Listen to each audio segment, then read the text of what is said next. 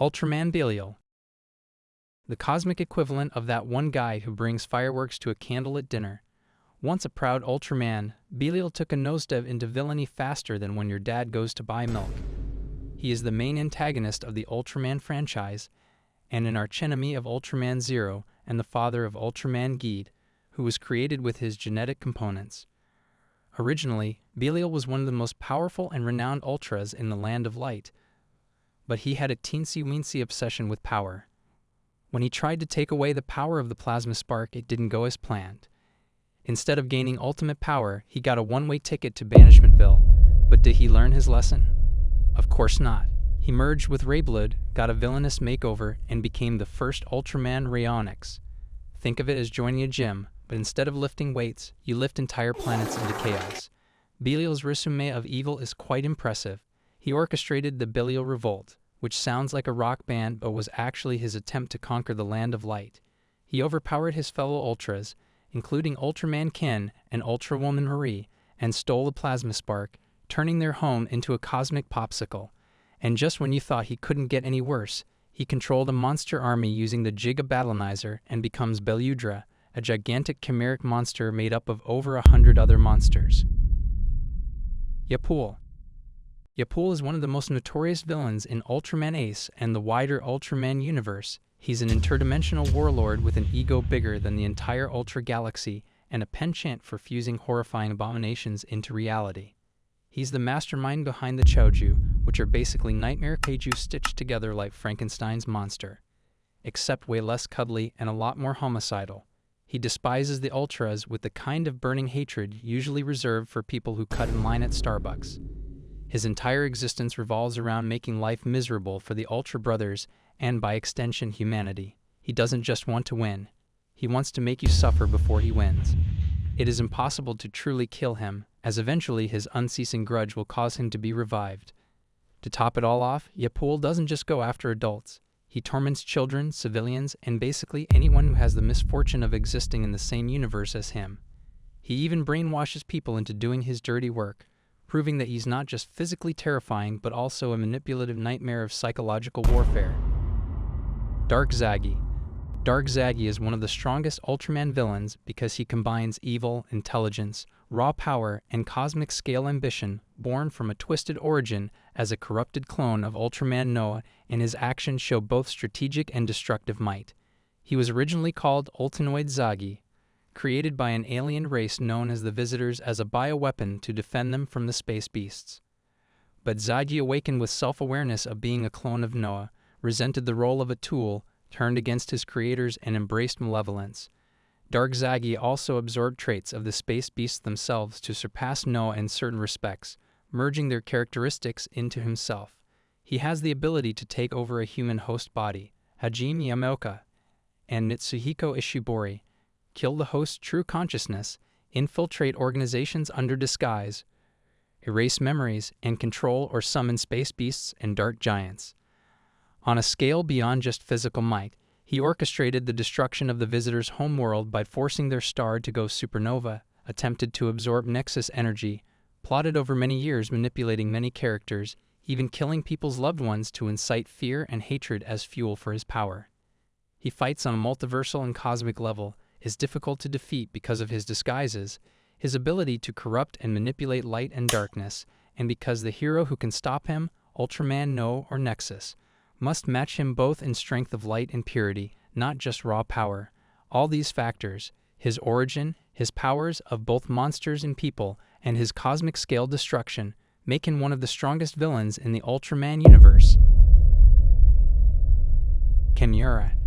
Camearra is a villain from the Ultraman franchise, notably the main antagonist in Ultraman Tregear, The Final Odyssey. She is the leader of the Giants of Darkness, once comrades with Tregear during the time of the ultra-ancient civilization of Arlaia, but was corrupted by darkness. She is considered one of the strongest Ultraman villains for several reasons. Her origins give her huge power, being one of the ultra-ancient giants, and she has access to both light and dark powers. She can assume multiple forms: human form, ultra form, a monstrous form called Demonthor when she absorbs the dark energy of Arlaia's darkness, and her monstrous form drastically increases her size, power, weight, and destructive capability. Her abilities include summoning energy blasts, manipulating darkness, dream invasion, flight, teleportation, ultra willpower, and she wields weapons like the Camearra whip and the blade form Isword. Her narrative significance adds to her strength. She was powerful enough to nearly overwhelm Ultraman Tregear and his reincarnation Dago through psychological torment, exploiting time limits like barriers, awakening ancient evil, and forcing Tregear into dark transformations. Ultimately, she demands not just physical confrontation but also moral and emotional conflict, which makes her a more formidable villain than one who is purely brute force. Camearra is strong because she is ancient, wields both dark and ultra powers, has multiple forms, has very defensive and psychic or mental abilities, and her strategy exploits both physical and psychological weaknesses in her opponents. Ultraman Tregear. Ultraman Tregear is a character in the Ultraman franchise who began as a scientist from the Land of Light and a former friend of Ultraman Taro, but over time became one of the most formidable villains in the series. Tregear's fall into villainy is driven by disillusionment, witnessing suffering and injustice, feeling overshadowed by others, questioning the ideals of the Land of Light, and especially the use of light as synonymous with justice, and an ongoing preoccupation with darkness, loneliness, fear, and power. He eventually merges with a primordial chaos entity called Grimdo, gaining great power by becoming symbiotically bound to it. What makes Tregear one of the strongest Ultraman villains is a combination of his abilities, motivations, and narrative role. He's not just physically powerful, he can teleport, project illusions or events, corrupt other beings, cheat death by using alternate counterparts or other means, and manipulate both minds and beings. His mastery over chaos via Grimdo, his ability to survive defeats that would break many villains, and his willingness to attack not just with brute force but via deception, mental assault, corruption, and betrayal make him especially dangerous.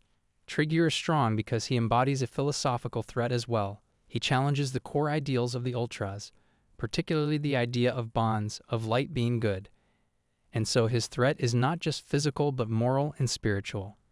He also repeatedly fights major Ultras, Tata, Taro, the Tri-Squad, and orchestrates plans across multiple universes and series, demonstrating both scope and persistence.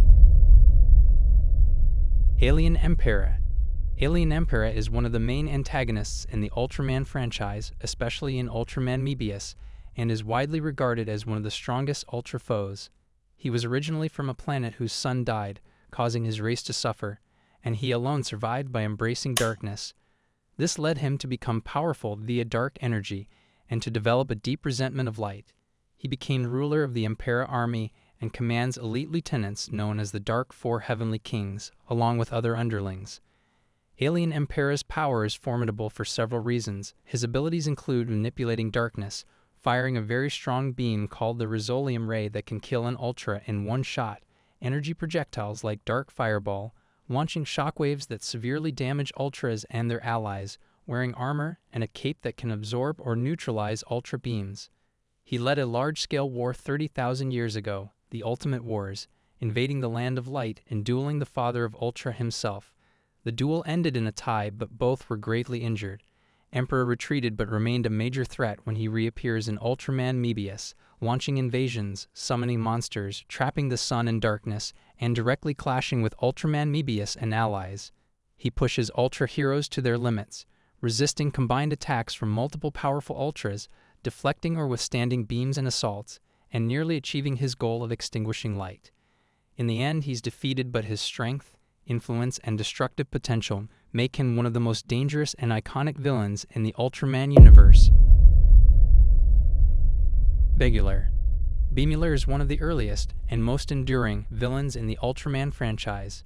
He first appears in Episode 1 Ultra Operation No. 1 of the 1966 Ultraman TV series as a reptilian alien monster who escapes from the monster graveyard, comes to Earth, hides in Lake Rigamori, fights Ultraman for the first time, and is destroyed by Ultraman's Spacium Ray. Bemular has a set of powerful abilities. He can fire the Pale Heat Wave, also called Blue Heat Beam, from his mouth, which causes large explosions. He can perform a spherical change, turning into a glowing travel sphere to fly at high speed, up to Mach 2 in some forms, even faster in space. Bemular's multiple forms or empowered variants, for example, the empowered Bemular, show enhanced power. Even though Bemular isn't always shown defeating Ultraman, in most canonical appearances he is defeated. He repeatedly forces Ultraman or Ultras to use serious effort, strategy, and stronger powers to stop him. Because Bemular was the first monster Ultraman ever fought, he carries symbolic weight, and the fact that even later Ultras treat him as a serious threat in some arcs underscores his lasting strength. Bemular is a reptilian alien kaiju from planet M35, first monster battle for Ultraman, equipped with strong beam attacks, mobility, spherical travel, environmental adaptability, and has upgraded forms with energy absorption. All this, combined with his canonical significance, contributes to why many consider him among the stronger Ultraman villains. Cicada Human. Cicada Human, also called Cicadaman or Alien T, is an insectoid alien species from the Ultraman universe, originating on planet Tilsonia, and arguably one of the strongest Ultraman villains because of a combination of powers, technological tools, strategic cunning, and influence. They are among the earliest alien threats in Ultraman lore, first appearing in Ultra Q Episode 16, Garamon Strikes Back, where Cicada Man disguised himself as a human to steal a rare meteor called Tilsonite, which grants him command over the twin Garamons. Cicada Human's powers include human disguise, to infiltrate human society undetected, telekinesis via a remote controller called the Esperizer, their ability to use Tilsonite to command powerful kaiju like Garamon, a saucer ship that can fire beams, energy weapons, and in some incarnations an energy gun shooting charged projectiles. Beyond raw power, Cicada Humans display strong strategic ability. They often hide among humans, plan long-term, use deception, disguise themselves, and use alien tech or even alien monsters to do their bidding, rather than confronting Ultras directly when possible. Taken together, the combination of powerful artifacts, control over monsters, high-tech weaponry, infiltration or disguise, and clever tactics makes Cicada Human one of the strongest or most dangerous villains in Ultraman, because they threaten not just by brute force, but by undermining the Ultraman's advantages, turning monsters against them, and being hard to predict or catch. Hey everyone, thank you all for watching until the end. I'll be back with more videos, so make sure to like and subscribe.